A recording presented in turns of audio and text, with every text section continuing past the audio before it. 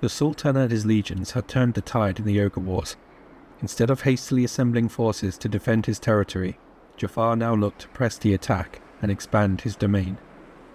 He marched south to the town of Wadi el Turag and laid siege.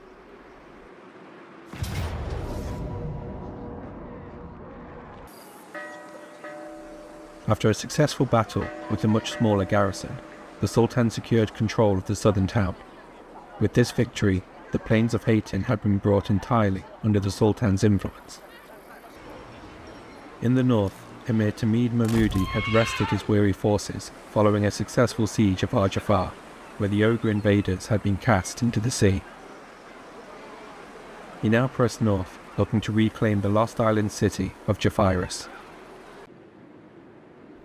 Whilst not without its challenges, Zahir al-Amari had reached his destination at the Talayan city of Meragliano.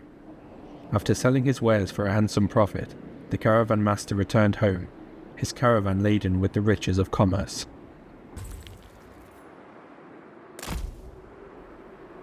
The Sultan could not afford to rest, lest the Ogres re-establish their lost strength. He pressed eastward toward the Ogre capital of 1,001 camels.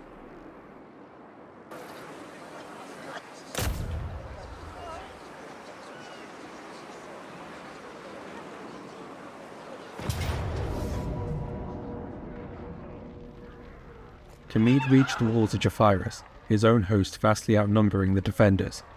After a short battle, the Emir strolled through the streets of Jafaris as a heroic liberator. In Jafaria, the Sultan had raised the Jinn commander Haq ibn al-Abbas to the rank of general and commanded him to raise his forces. Once the Ogre Wars were concluded, the Sultan intended to seek his vengeance across the water in the lands of Astalia, and charged Ibn al-Abbas with defending the homelands of Araby in the Sultan's absence.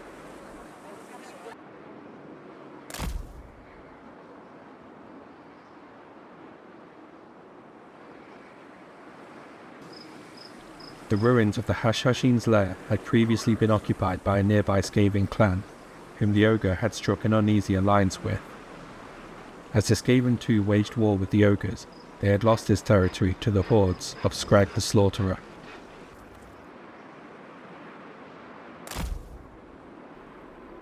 With the Ogres continuing their expansion even under such pressure from the Sultan, Tamid hurried south to block the Ogres before they could expand any further.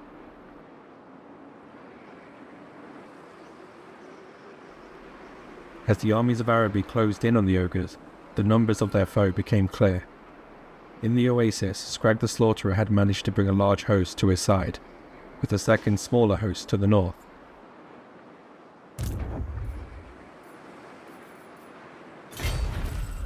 The Sultan prepared his army to ambush Skrag, should he try to bring his forces westward, whilst Tamid did the same from the north, encountering yet another Ogre army in the process.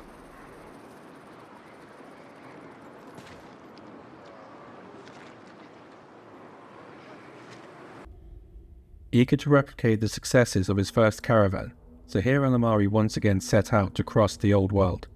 This time, he made for the border prince city of Akendorf.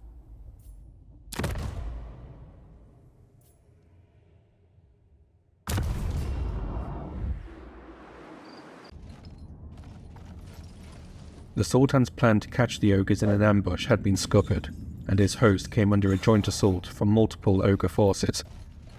Unwilling to risk it all in a single battle against such a large enemy, the Sultan ordered a retreat.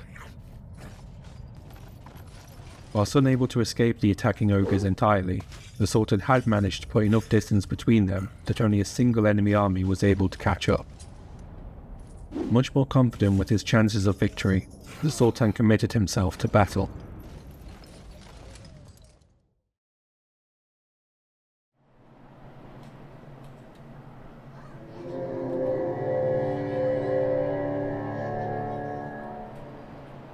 Jaffar positioned his line atop a hill, providing his force with the advantage of the higher ground. With the Ogres in the valley below, the Sultan's artillery rained fire upon them.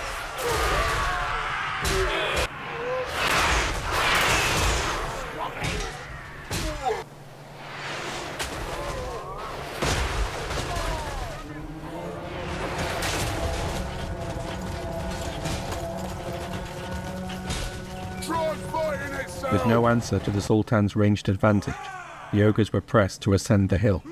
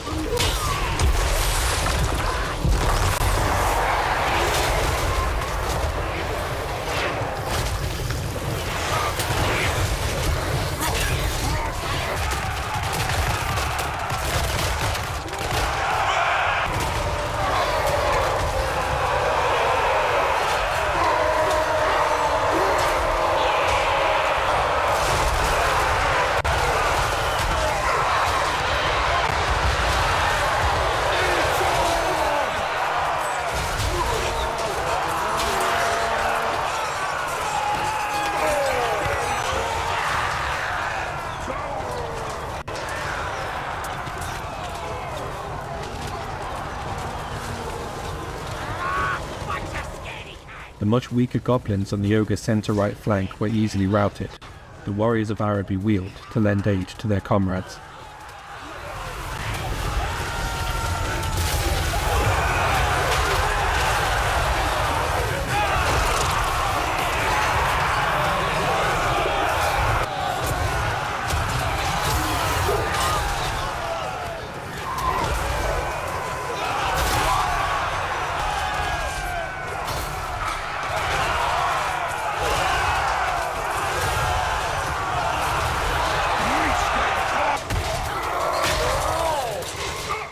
On the Sultan's right flank, the ogres had managed to break through, and were now assaulting the artillery crew and archers.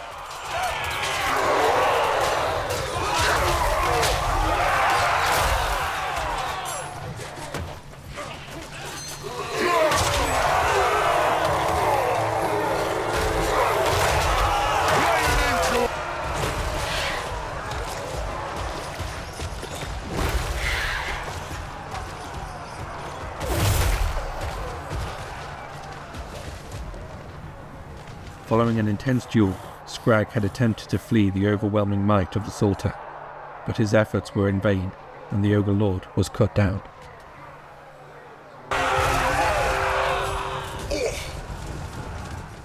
With their lord wounded, the Ogre morale promptly shattered.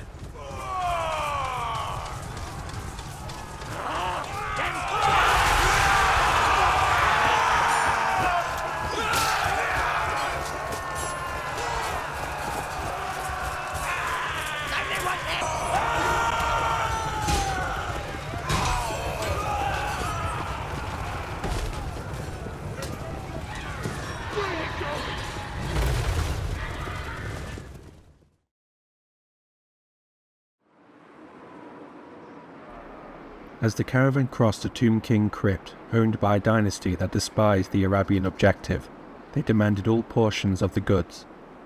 With his journey barely even begun, Zahir promptly refused their demands.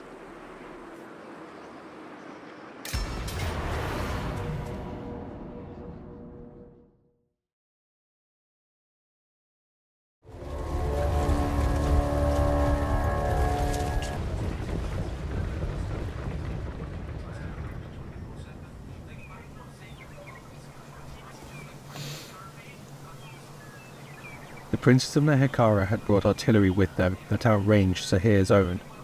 With no cavalry to rely on, Zahir took it upon himself to neutralize the threat himself.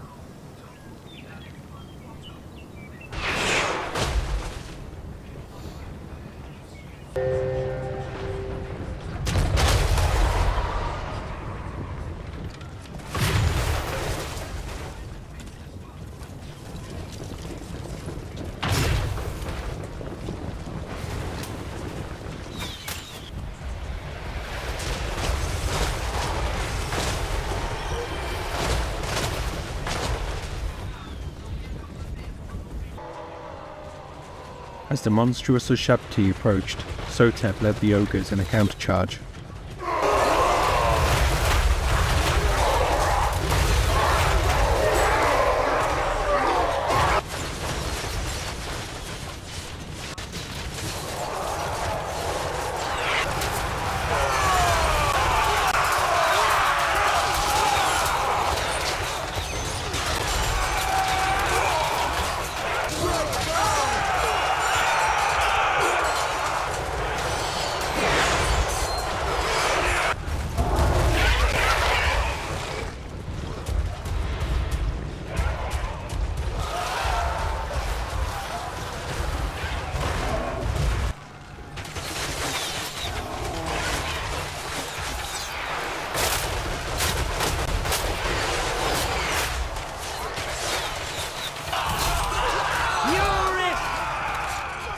This is the age of reckoning!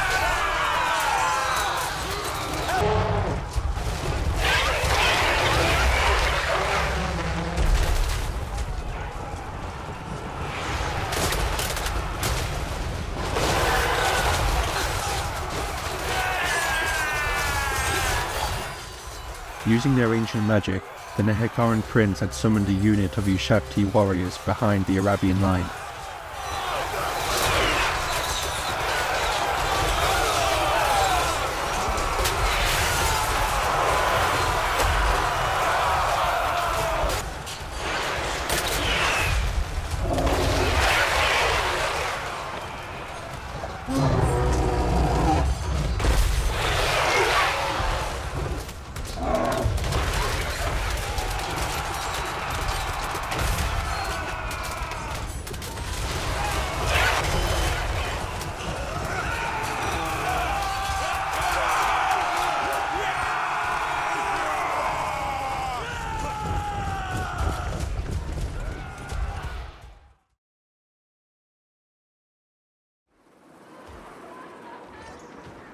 Following his victory over Scrag the Slaughterer, the Sultan was clear to press forward. The second ogre force that had been unable to catch up in time for the first battle was now left vulnerable and isolated in the desert.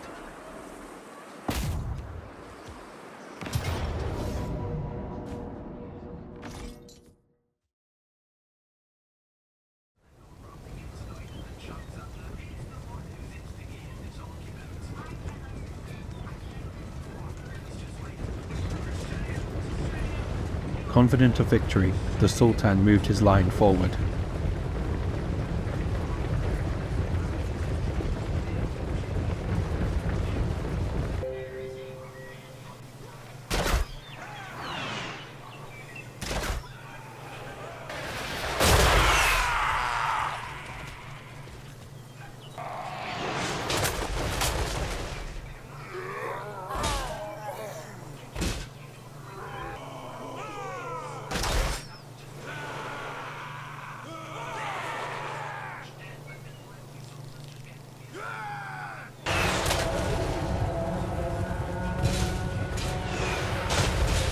Having acquired a new flying man for himself, the Sultan's right-hand man, Wazar the Cruel, sailed above the ogre line, his sights set on the ogre commander.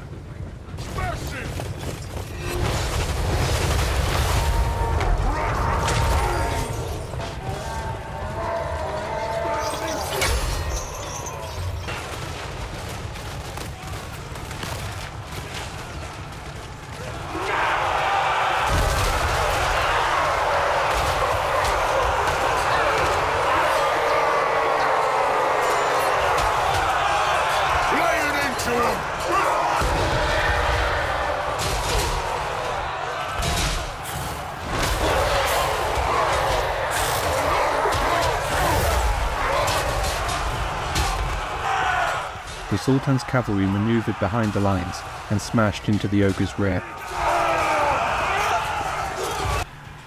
The battle was shortly over and the ogres fled into the desert.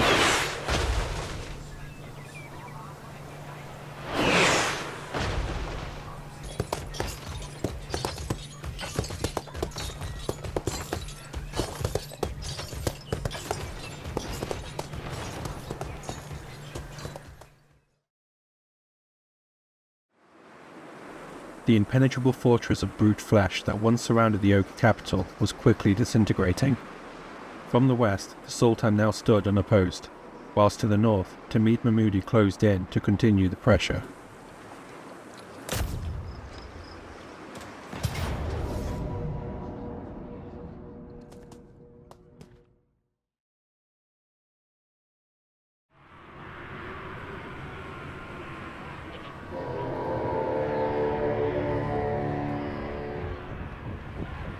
The ogres had built crude fortifications that the Emir would need to overcome should he wish to win the day. He split the assaulting force in two, the smaller force moving from the southwest, whilst the Emir led the larger force from the north. The Emir concealed his cavalry in some sparse woodland. With the ogres distracted by the infantry pouring through their fortifications, the Emir sprung his trap, and the cavalry dashed to enter the fort through the undefended openings.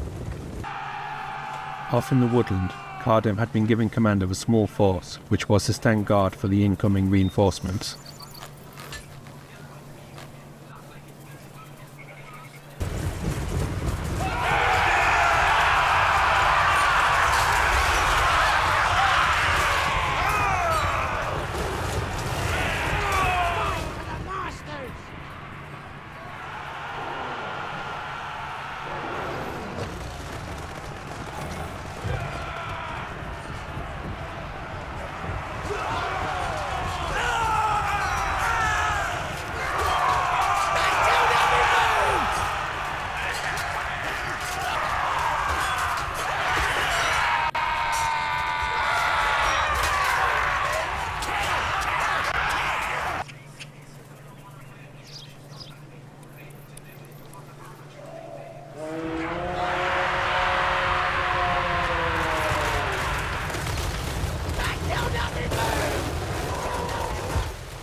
As expected, an ogre reinforcement party promptly arrived and were caught by Cardam's awaiting retinue.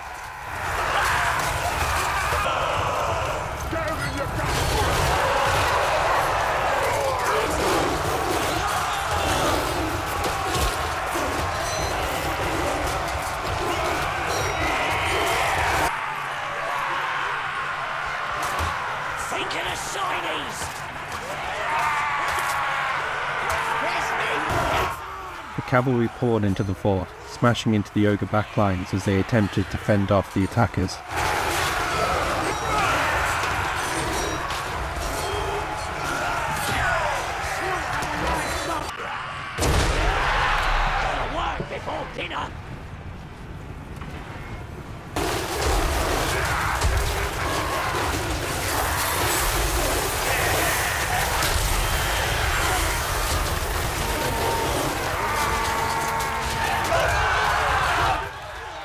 In the distance, Cardam had successfully turned back the ogre reinforcements and set his men to pursue the foe lest they try to return to battle.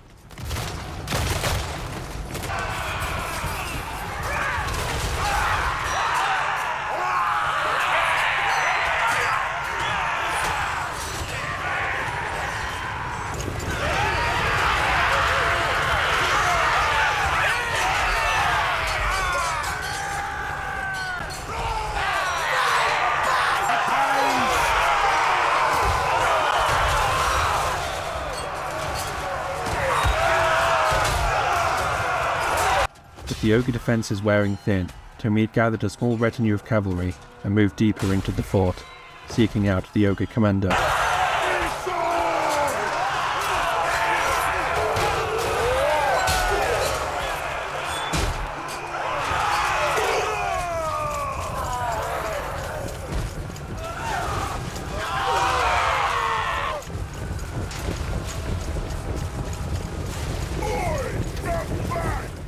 Losing all hope, the ogres broke and attempted to flee the fort with the Emir in pursuit.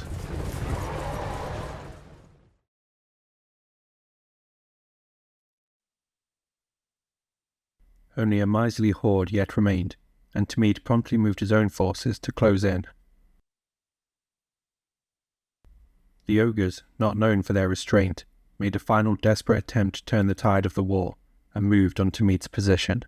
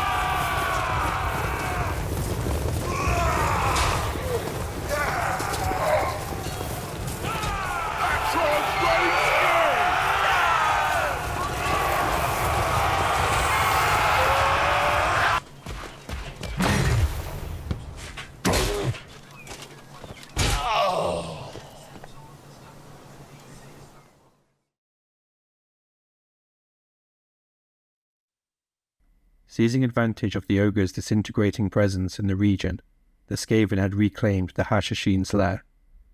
They then moved south toward the oasis, where they set about raiding the local villages. The Sultan needed to act quick, else risk losing his prize to the marauding ratmen. He first moved on the tiny ogre force consisting of the lucky remnants of past battles, and swept them aside.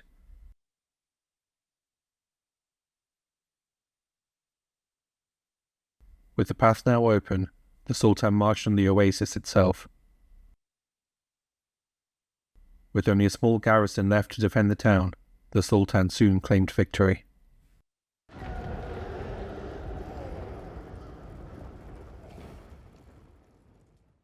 The Ogre Wars had come to an end, with the Sultan standing as the victor.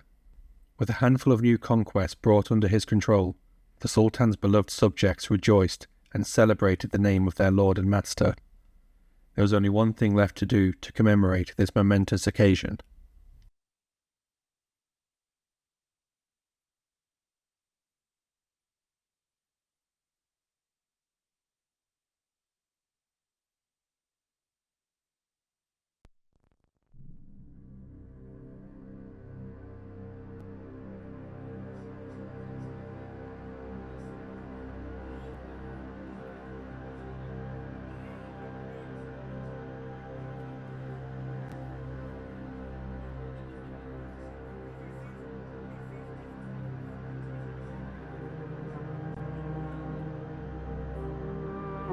With no time to return to Al-Haik, the Sultan decided to hold council at the oasis of Jaffar. He put out the call for all of his emirs to travel to the oasis at once. Tamid departed his camp with a small retinue of cavalry and hurried to answer the Sultan's call.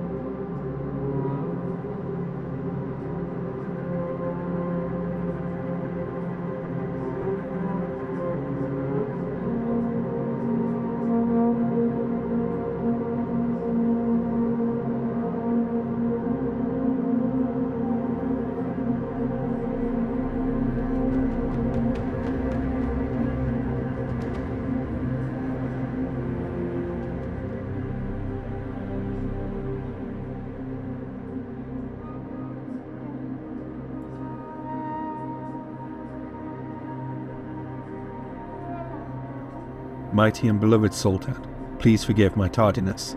I have arrived with all the haste I could muster.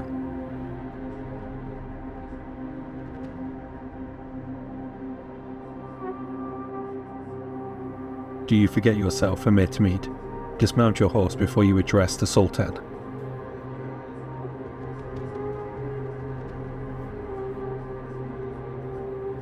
My sincerest apologies. I beg the Sultan's forgiveness.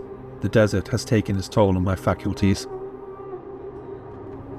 I shall have you inspected by my physicians. I cannot afford for you to fall into ill health, not now. You have served well, I am pleased. I know many of my emirs questioned the faith I had placed in you, though none would be brave enough to say it out loud. I could see their resentment of you written plain on their faces. You are not a popular man, Emir Tamid, did you know that? Still, I shouldn't think it should cause you much discomfort. The only opinion that matters is mine, and I think you a useful tool for my ambitions. The Emir should thank the Sultan for his kind words. Of course, there is no excuse for my insolence. Thank you, my Sultan. All I do is in service of his Sultan's majesty. I have a task for you, Emir Tamid. My business in Araby has come to a close. I must now look for conquest elsewhere. It should come to no surprise that I have a score to settle across the sea. The Lords of Estalia have slept soundly for much too long. I mean to correct this. I would honour you with the responsibility to cross the waters alongside your beloved Sultan, and seek conquest at my side. Does this please you? It is an honour I do not rightly deserve, but I shall do as the Sultan demands. Yes, you shall. I understand that you have a son, Nasib. Is that so? It would be good for the boy to see some of the world outside of his father's emirate. Bring him with you. Perhaps he could carve out his own domain. I believe the Emir is most thankful to the Sultan for the concern he has shown his heir. I am, most thankful, that is. I shall make the necessary preparations at once. I hope you move with haste, Emir Tamid. We depart from Jaffar shortly. Do not keep me waiting.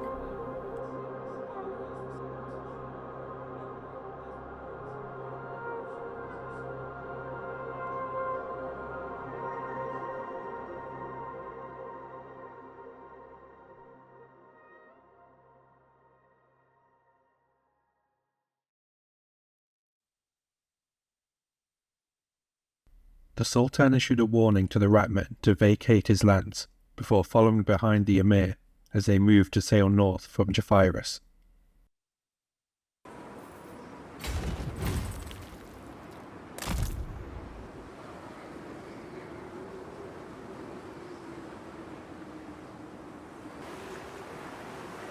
With such an expensive venture ahead of them, the Sultanate was in desperate need of coffers.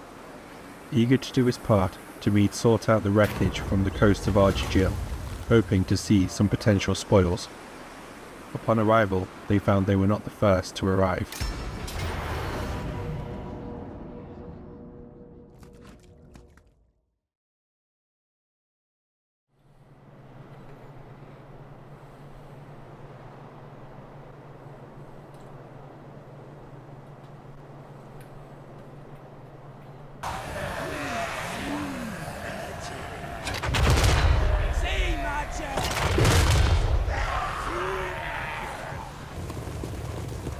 Under duress from the vampiric artillery, Tamid sent out a contingent of cavalry skirting around the outside of the island.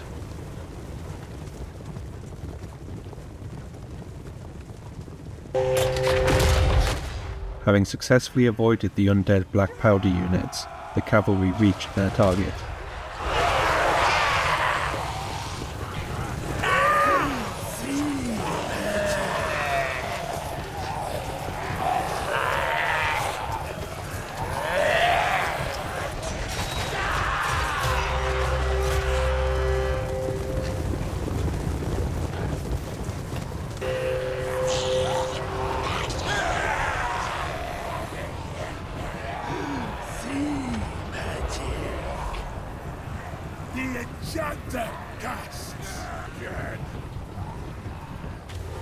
Dry flesh and sun-scorched rags provided the perfect target for Carden's inflammatory magic.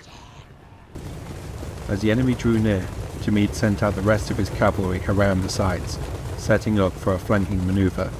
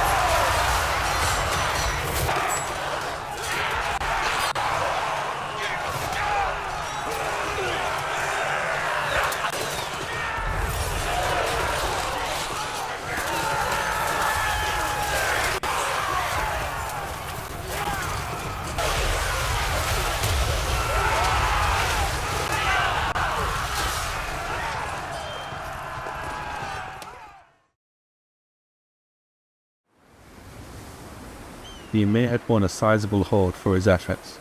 He and the Sultan continued their journey to Jaffar.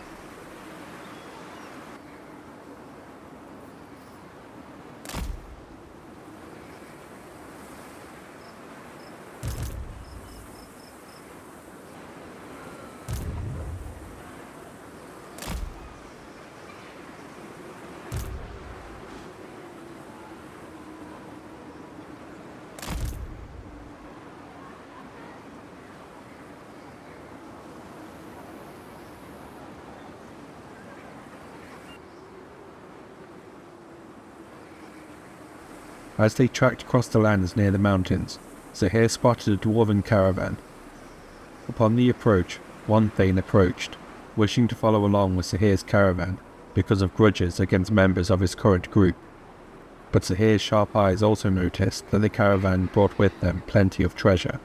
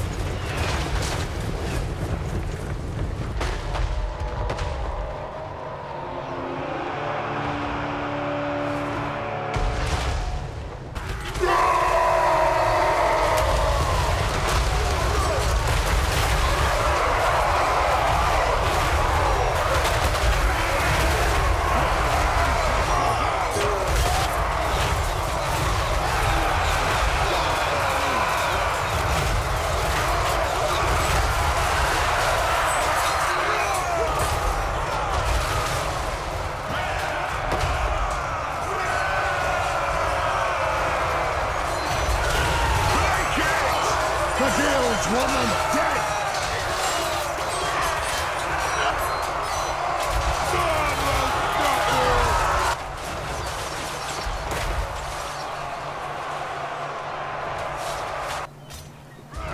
Run! Run! Stay in the boat!